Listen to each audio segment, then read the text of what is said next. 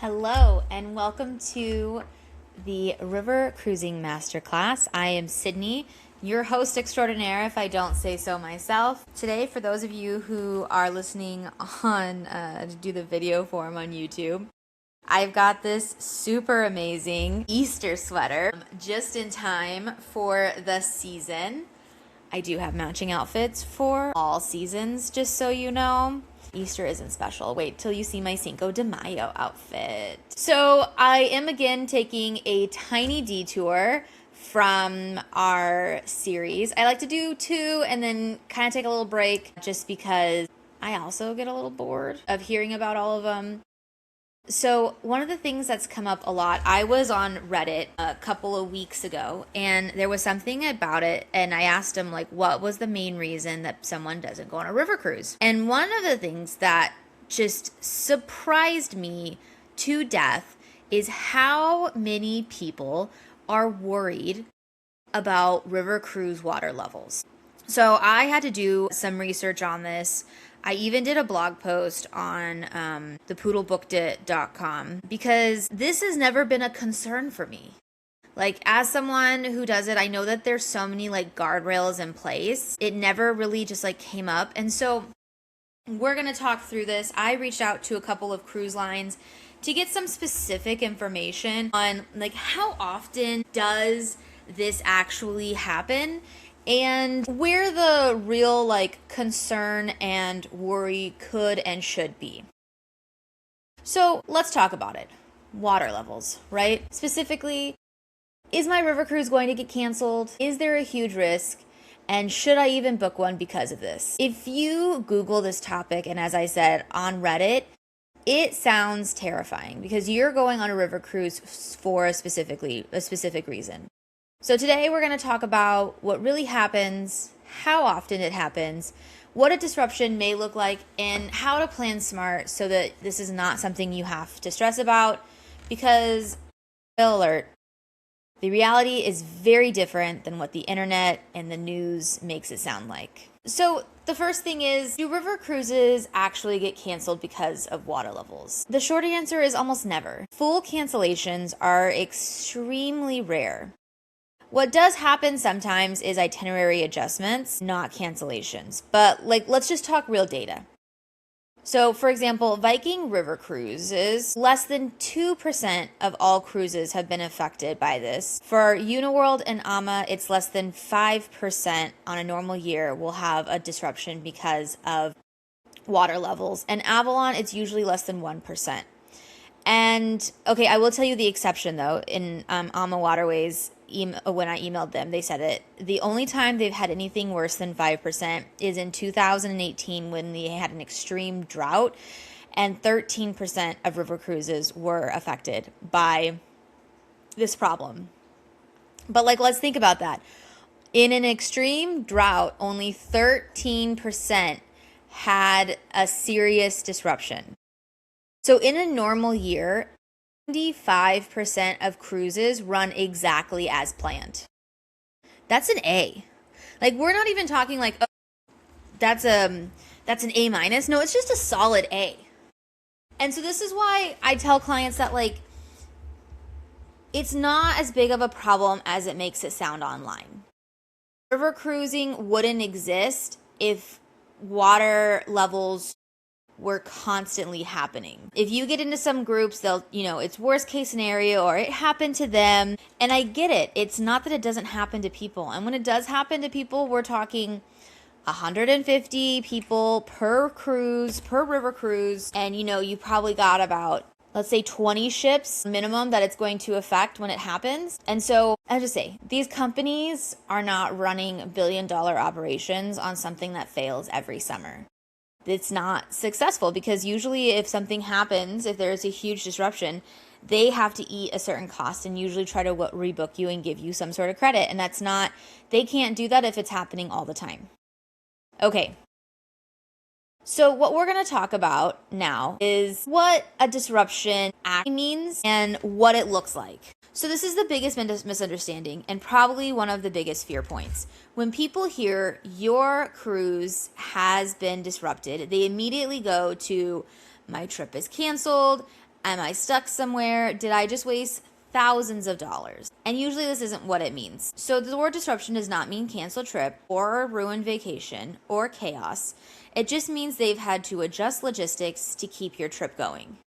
And most of the time it's handled so smoothly that clients don't even talk about it when they come home because it really doesn't affect their trips. So one of the most common adjustments that will be made is a ship swap.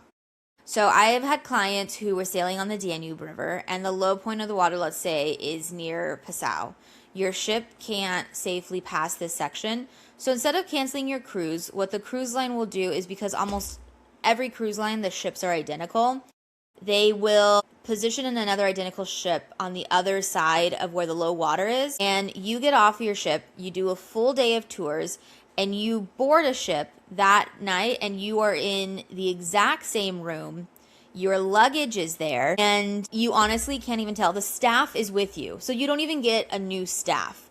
So you go about your day like normal. You come back to a ship that looks exactly the same, except it might be called the Lyra versus the Sophia, or the Viking Freya, or the scenic, So you're going to have an exact same, almost identical looking ship, the same crew, and you're going to have your suitcase in your room. The only thing that sucks is that you do have to unpack and repack again, but it's not as serious as you think it is.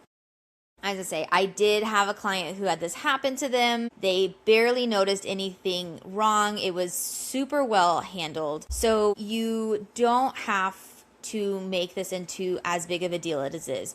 Because with the rivers in Europe, they change on a day-by-day basis. I had clients who were going to Europe, doing another Danube cruise, and they were leaving in 2 days. And all of the reports online were about how this huge storm came and there was flooding on the Danube River, and the rivers weren't able, and the cruises weren't able to go down the river because of it being so high that the ships couldn't go underneath the bridges.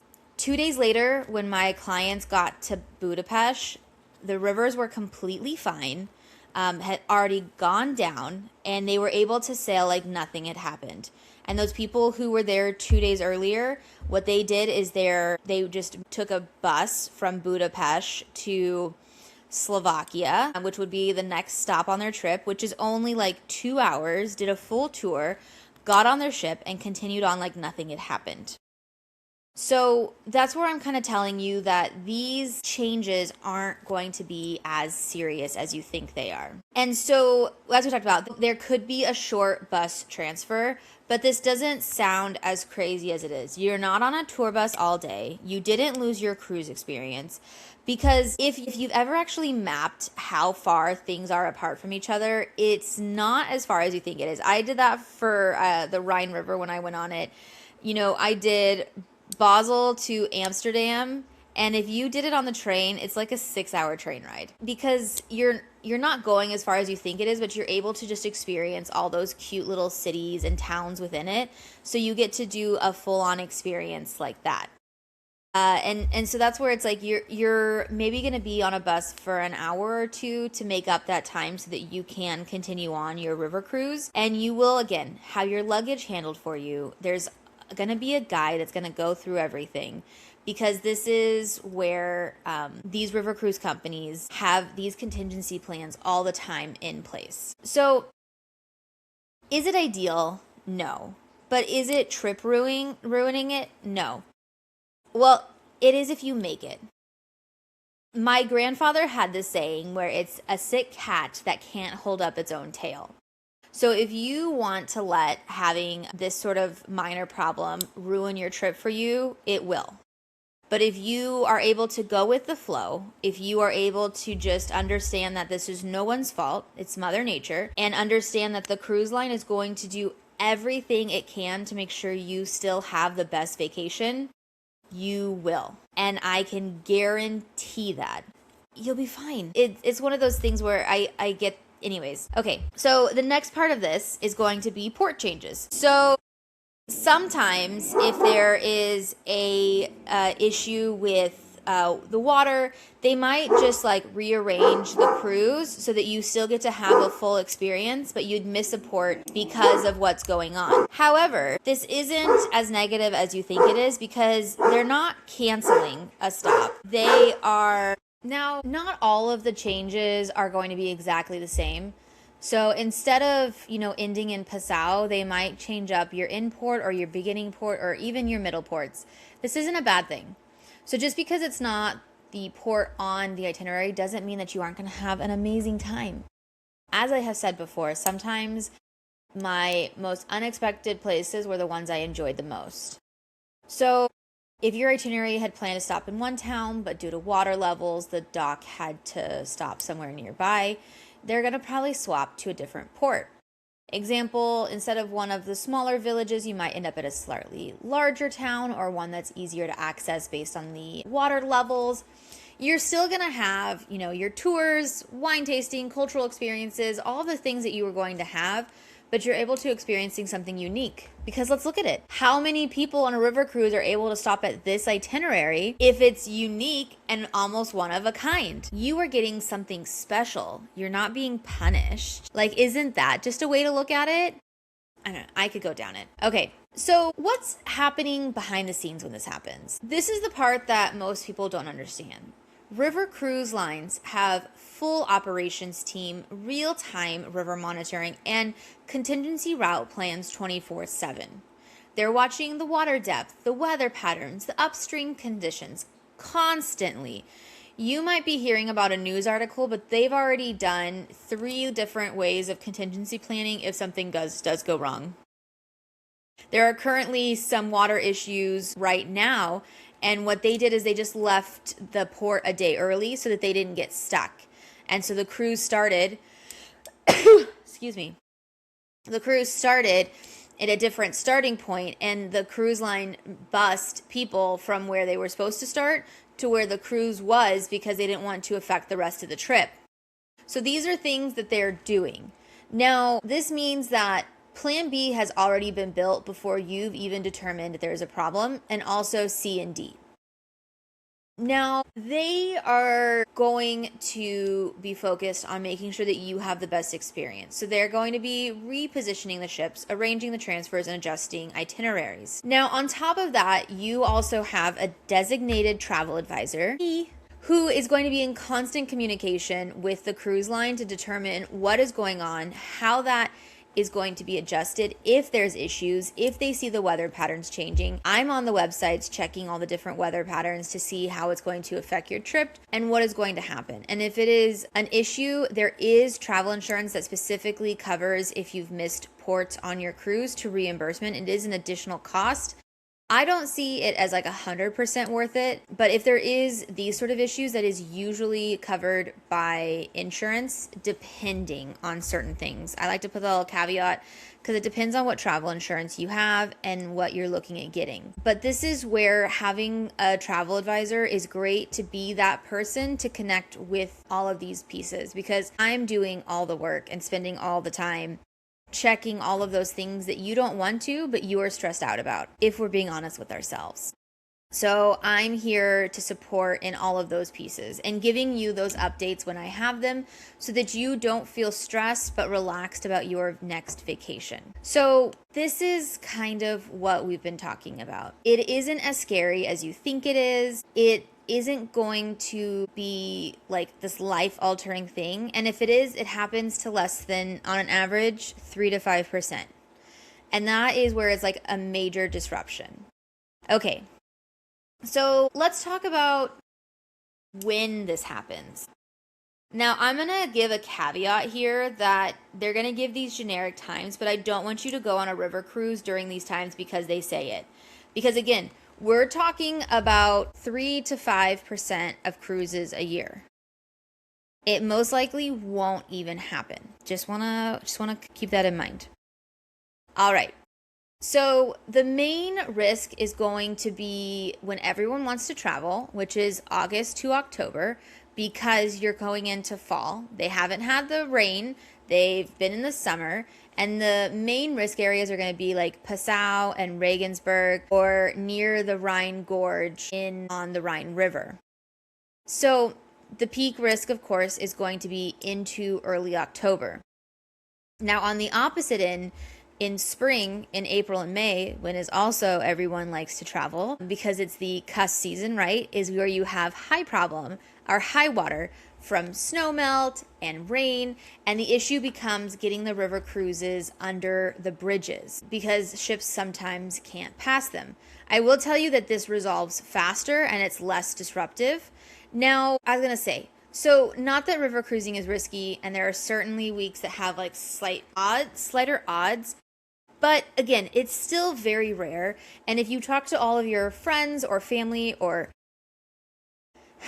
the dozens and dozens of clients I've had go in both April and in the spring and the fall, because that is the main time that everyone wants to go. I have only had one client who was truly affected by a change, and they went in July. So isn't that irony, right? And the ones that I had who were almost affected, they were in October, but it still was because of high water, not low water, even though ironically it should have been low water because it was in the fall. So that's where I'm telling you, like, based on my experience, I've only had one client who actually had to move a ship, and I have never had a client have one that has been canceled or majorly changed. So what happens if this affects you? So most of the time, we'll be in communication if there have been issues in the past couple of trips, me letting you know if I've heard of any low or high water, just as a stress reliever to be like, hey, here's what's going on. This is how it could affect your trip, but I don't see that happening. We will keep you in notice. Most of the time, the river cruise companies are not going to notify you until 24 hours before you get on the ship because of how volatile and how quickly rivers can change. So they won't know. It's not that they're keeping it from you. It's because of how quickly the river can change, getting more water, getting less water, that they don't want to get you to be overwhelmed by a scenario that actually isn't going to happen. Now, this is where those plans that we talked about, the contingency plans B through probably G that they have set up immediately, which will include maybe a ship swap halfway through your trip, a transfer, a small itinerary adjustment, all organized for you so you don't have to worry about it. Your trip will still continue, and you're still going to have the most amazing time. You're going to explore, you're going to eat well, you're going to experience everything. As long as you don't let this sort of thing ruin your great time, you will have a great time. Okay. So here are some of the ways that you can plan smarter if you want to, and it's, choosing the right time. So if you're super worried about this, you could go maybe in May and June where you'll have less likely to have any of these problems. I don't recommend like later July because then it's just so hot. Like July and August, it's just super hot. I wouldn't do it. I would say probably May or June if it's going to be something that will ruin your trip if this happens to you. As I said, you are going to work with someone who wants to be on your side, which is who I am. I am going to be tracking these things, as I said before, keeping you up to date on what those river conditions look like and supplier updates. I don't like to give seasonal trends because, as I've told you, the one client I've had that actually had to have their river cruise changed wasn't even in the times that these typically happen. So Mother Nature doesn't like to have anyone know what she's doing, and she will keep you guessing all the time. Another thing is travel insurance. If you had insurance, you can get the trip interruption coverage, the misconnection. You can get the one that also talks about cruising, which means that if the ship ports change, it will cover different things like that. If you have that insurance, you can possibly get a refund if there is an extreme amount of change, or if you get the additional coverage with the cruise protection, it will cover if you go to different ports than the ones you were expecting to go to. So, all of this to say, I know that people think that this is something that should stop you from going to river cruising. They're worried about river cruising because of the water levels. I just want to reiterate that it happens to less than 5% of river cruising a year. because that, I think, is the part that most people forget. They see it as this worst case scenario is going to happen to me, and it's not. You are going to be able to go on a beautiful river cruise. You're going to wake up in places like Budapest. You're going to walk off the ship and into the city center.